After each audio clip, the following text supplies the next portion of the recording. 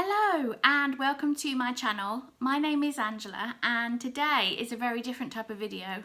I'm not going to be sharing my cross stitch with you today because today I'm going to be talking about my planner that I use to keep track of all the cross stitch pieces that I work on, my goals, my whips, what I have planned for 2021.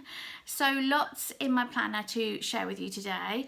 I have attached a link in the description box of my planner and it is an affiliate link, so if you were to make a purchase then I would receive a small amount, but as I go through it I will let you decide if this is a planner for you. So let me talk you through how I use it.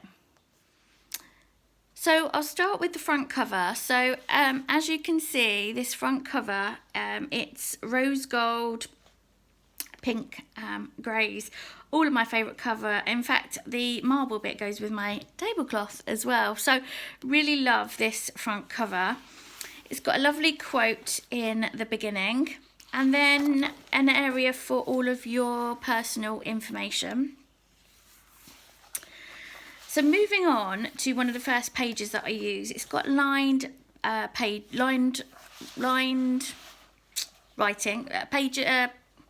lined paper is what I'm trying to say, and within it, let me get that there in the camera, there you go.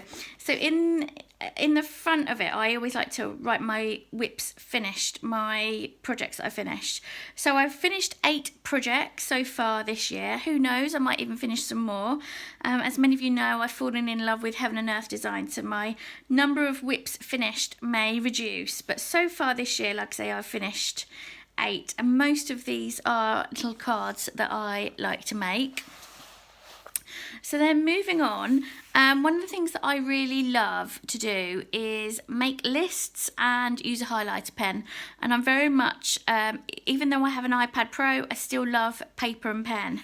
So you're going to see a lot of highlighting, and I've literally just chosen 4 colours to highlight with.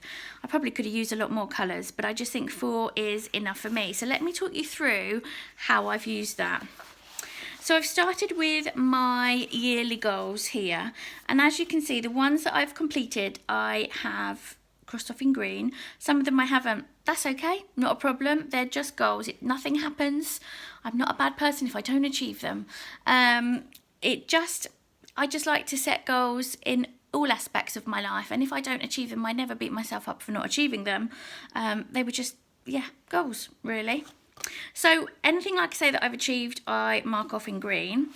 And then on the monthly checklist page, I've written down all of my current whips, and I've put them into different sections. So pink is for Heaven and Earth designs, orange is for my dimensions pictures, my dimensions gold petite collection that I've got.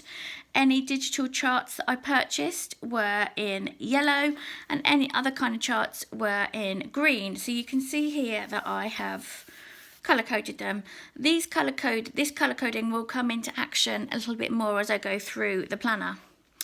And in each of the months I've put down how long I've spent stitching on something, how many hours, and if it's got a stitch count that I can measure on Pattern Keeper. So for example, all of the Heaven and Earth designs, then I will write in how many stitches I've done that month. So as you can see, my Life is an Open Book Paris, my Story Keep, the one that I finished, you can see here that I have written in all of the times that I've worked on it, how many hours, sorry, and how many stitches, and it's highlighted in yellow because it's finished. I don't know if you can see that. Let me move that up. There you go, because it's finished. And I've finished also a couple of others there. So obviously some of the other whips that I finished were finished before I got this diary. So also on here, you can see there's 2 items that I've put into timeout. I'm not sure if I'm going to bring them back in. There might be one that I bring back in for 2021, but certainly one of them I can't see myself ever touching again. It was a project that I started 25 years ago maybe, and it's just not something that I would stitch on anymore. So for that reason, I'm probably going to keep it in timeout. So that's my monthly checklist. Now obviously I got this planner in July. So as you can see, I wrote in when I started some projects earlier in the year. So I started my Paris Story Keep on the 23rd of June, so I wrote that in.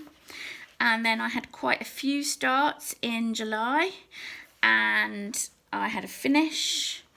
So that's there. So in August is where it really begins. Now, if you remember a couple of pages ago, I had all of my projects in different colours. So pink were my Heaven and Earth designs, yellow were my digital charts, orange was my dimensions, and green were all other charts. So when you see all the items highlighted here, that's the different projects that I'm working on and the different colours. And it's really great to see the variety that I'm getting in my stitching. Also, down the side, I've put I'll move that out of the way. I've put my month's focus of what I want to work on. So here are my different things that I want to do. So for example, start a new cupcake design project. So I did that, tick that. And anything that I do, I highlight it in green. I also like to add up each week how many hours I have stitched for, and if it's got a stitch count, like I say on Pattern Keeper, how many stitches I've done. So that's all down here, and then I just update down here how many stitches I've been working on, and then I do a monthly total. So that's how much I've been stitching. I've also got down here where it says Habit Tracker, I've just crossed out Habit Tracker, and I have just put all of my Heaven and Earth designs, and each day that I work on it, how many hours and how many stitches, and then just done a running total at the end. So I can then transfer to my monthly checklist page. In addition to that, I have also written at the top here my different challenge groups that I'm part of, their monthly themes, if you like. So for example, in August, Enchanted Stitch and Challenges, the monthly Disney film that all of the challenges were focused on was on The Princess and the Frog. And in Full Coverage Fanatics, they were doing around the year, and that month it was Japan. So I just like to write at the top the different challenge themes, if you like. So that was August. So as you can see, I did get a little bit of variety. I did get a bit of my dimensions in, and a couple of times I did do some other kind of stitching. So then we come to September. Again, I've got some more starts here. So anything that started gets written in pink. Anything that gets finished gets written in blue.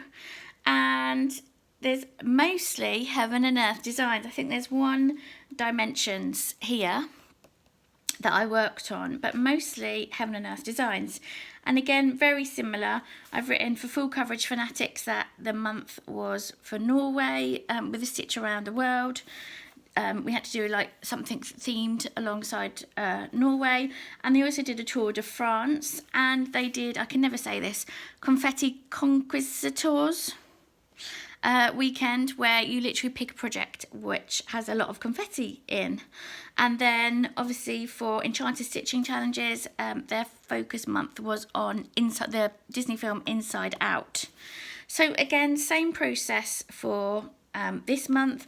I've also added in my Flosstubes and just ticked when I've posted those videos.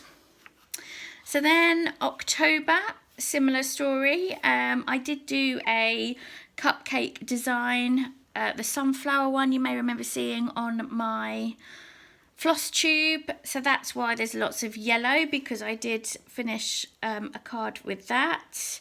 So I started it on the 12th of October, finished it on the 30th. So yeah, so that was October. November, and shock horror, look, a whole week without stitching. But again, I think it was just because I was really focusing on finishing my Paris Story Keep that there's lots and lots of pink in that one. And December so far, again, lots of heaven and earth designs. I think in November and December, I don't know if you can see it. Let me see if I can hold it a bit closer. If I can. I had in pencil, I wrote in, I can't get it closer. There you go, you can see better now. I wrote in the projects that I wanted to work on. I used the app Tiny Decisions, and I tried to plot when I wanted to work on certain projects. I have to say though, very quickly I realised that wasn't going to work for me.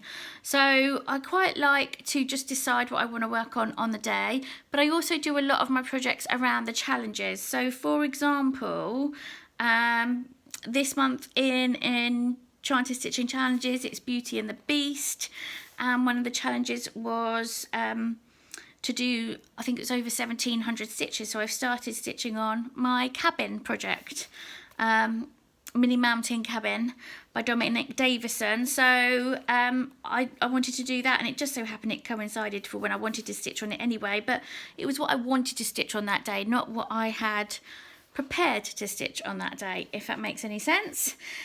So I'm going to carry on with this for the rest of the year. I would like to get some of my dimensions stitching in, and also I've got another new start coming that will take me all year to complete, and I would like to get a bit more done on some of my other projects this year, even if it's just 1 hour before the end of the year.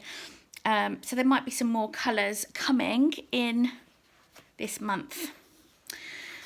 So then we move on to 2021, and I have started to prepare my year. So I will be having a new start on New Year's Day. When I talk about my 2021 goals in my whip parade video, I will share what my new start will be. In fact, I have got the floss right here, which I am getting all ready for it. Won't give too much away just yet, but I've already started planning in my January. So in Full Coverage Fanatics, they have got quite a few things going on. They have got 21,000 stitches in 2021. So my new start for January, that will be my 21,000 stitches. They're also doing monthly challenges. It's based around different books. So in January it's classics, and they give more details about the stitches, but the number of stitches that I will be doing in January is going to be 8,930. And as you can see here, I've listed all of my Heaven and Earth designs. And what I'm going to do each month is I'm going to work my way down, and so when it comes to, so for example, January classics, I will focus on my mini virus detected. In February the focus will be on Rose, in March it will be my pink fairy, April cabin, and so on, with the different stitches required for the themed book of the month. They've also got January bingo, so I'll be participating in the January bingo. I haven't quite worked out what I'm going to be stitching on for that yet, so I'll be doing that before the end of December. And also they've got a another challenge, which is basically stitch around Iceland, the country Iceland. They've planned in, I think it's kilometres, how far from one point to another point, how far it is, and you can stitch that number of kilometres, I think it is.